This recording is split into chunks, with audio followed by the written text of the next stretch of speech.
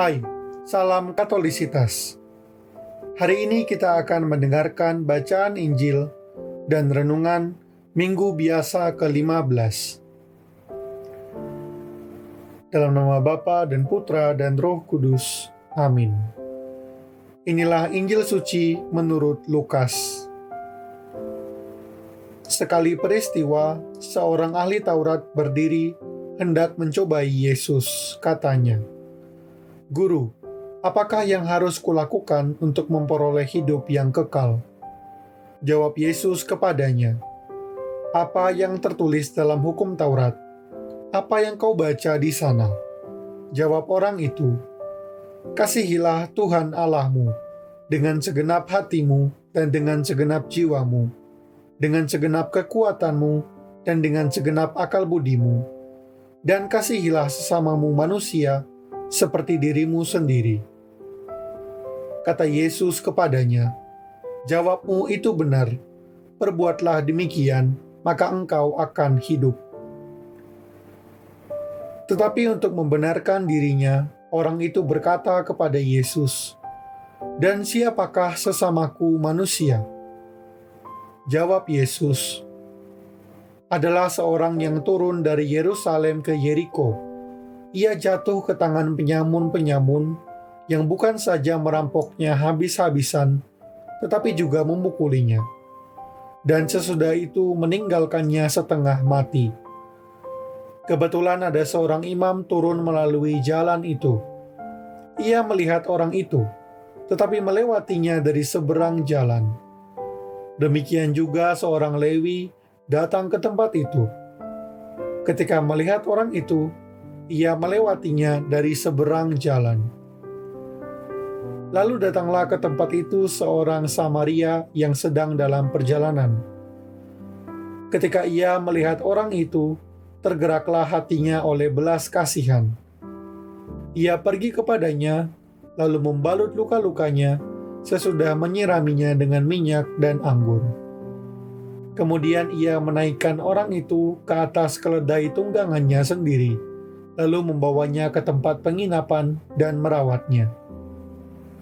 Keesokan harinya, ia menyerahkan 2 dinar kepada pemilik penginapan itu, katanya, "Rawatlah dia, dan jika kau belanjakan lebih dari ini, aku akan menggantinya waktu aku kembali." Menurut pendapatmu, siapakah di antara ketiga orang ini adalah sesama manusia dari orang yang jatuh ke tangan penyamun itu? Jawab ahli Taurat itu, "Orang yang telah menunjukkan belas kasihan kepadanya." Kata Yesus kepadanya, "Pergilah dan perbuatlah demikian." Dalam nama Bapa dan Putra dan Roh Kudus. Amin.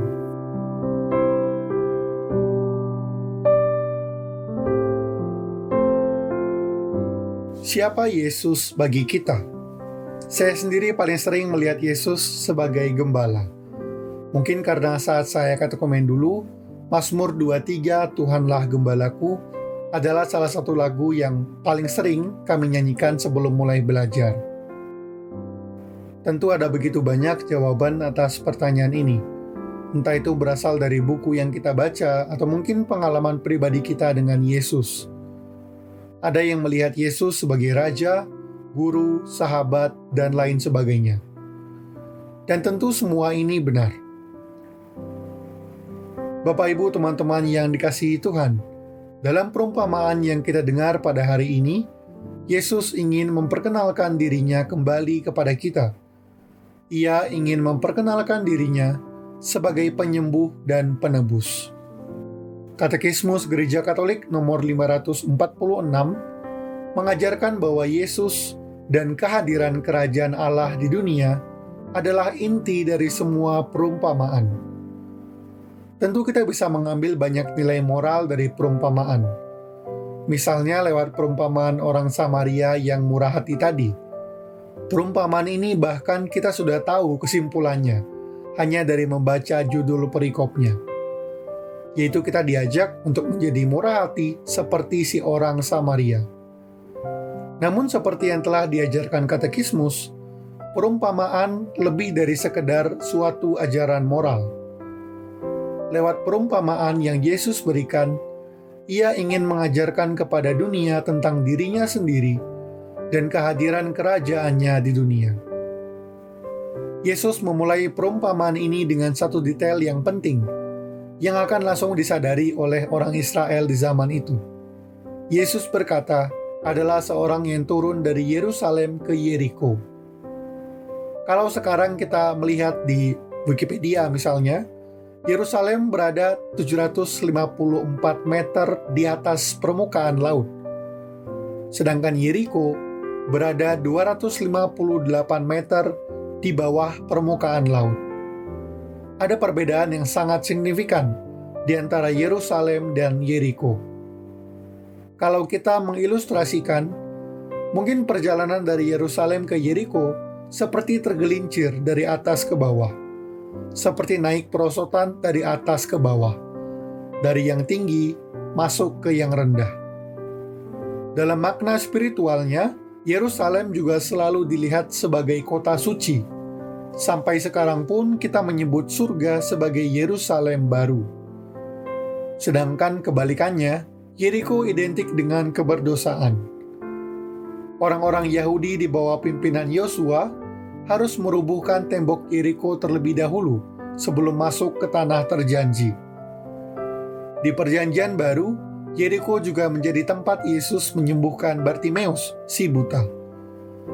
Kata buta yang digunakan dalam bahasa Yunani, tuplos, yang artinya diselimuti asap. Kata ini juga dapat digunakan untuk menyatakan kebutaan secara rohani. Mata hati kita diselimuti asap, sehingga tidak bisa melihat kebenaran. Katekismus mengajarkan bahwa buta rohani disebabkan oleh keraguan-raguan iman yang dipelihara dengan sengaja. Karena itu latar tempat yang Yesus gunakan dalam perumpamaan ini menjadi sangat penting, yaitu ingin menggambarkan manusia yang pergi dari atas ke bawah. Bapak-bapak gereja melihat adanya relevansi antara cerita orang Samaria ini dengan kisah kejatuhan manusia pertama. Ketika manusia jatuh dari persatuan dengan Allah ke dalam dosa, dari tempat tinggi ke yang lebih rendah. Yesus melanjutkan perumpamaannya dengan apa yang terjadi pada orang itu. Ia dirampok dan dipukul oleh para penyamun sampai setengah mati. Hal yang sama telah dilakukan dosa terhadap manusia pertama.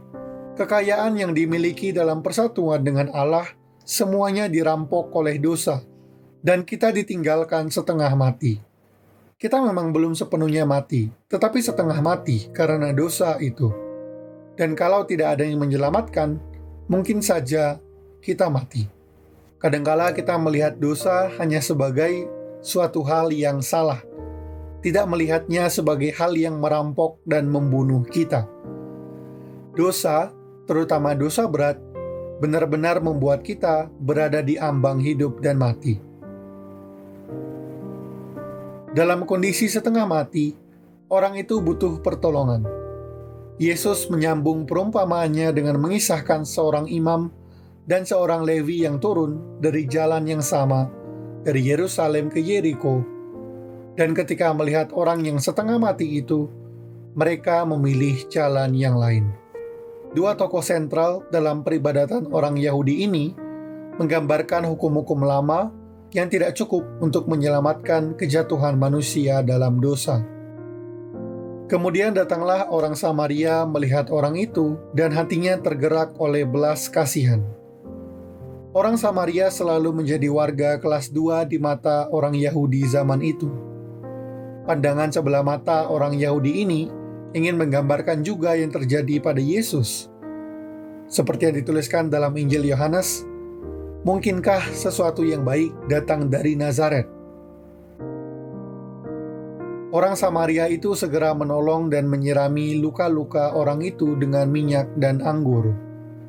Minyak dan anggur memang umum digunakan di zaman itu untuk membersihkan luka. Namun urutannya terbalik dengan yang dituliskan penginjil. Anggur pertama kali dituangkan atas luka untuk menghentikan pendarahan. Kemudian minyak dioleskan untuk mengurangi rasa sakit dan mempercepat penyembuhan luka. Minyak dan anggur juga ingin menyimbolkan dua cara Yesus menyembuhkan kita. Tentu kita ingat bahwa pada malam perjamuan terakhir, Yesus mengatakan bahwa anggur adalah darahnya.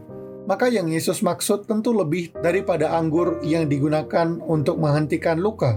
Tetapi yang dimaksud adalah darahnya yang telah menyembuhkan kita dari dosa.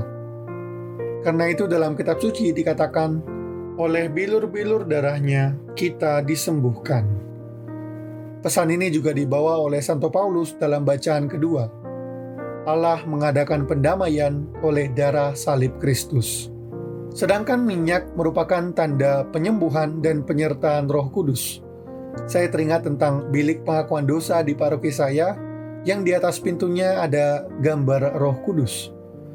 Di dalam ruangan ini kita disembuhkan dari dosa oleh Roh Kudus yang diterima para rasul dan diteruskan pada para imam yang telah diurapi dengan minyak.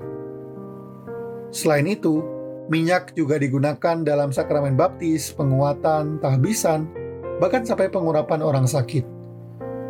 Jadi minyak adalah media yang Yesus juga gunakan untuk menyatakan kehadirannya lewat sakramen-sakramen.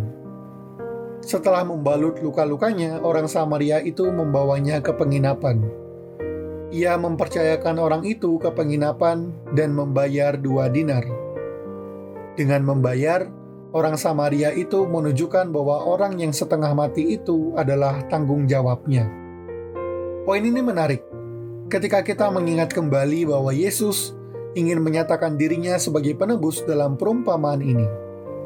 Penebus dalam bahasa Latin, redimere, dibentuk dari 2 gabungan kata, yaitu re yang artinya kembali dan emere yang artinya membeli.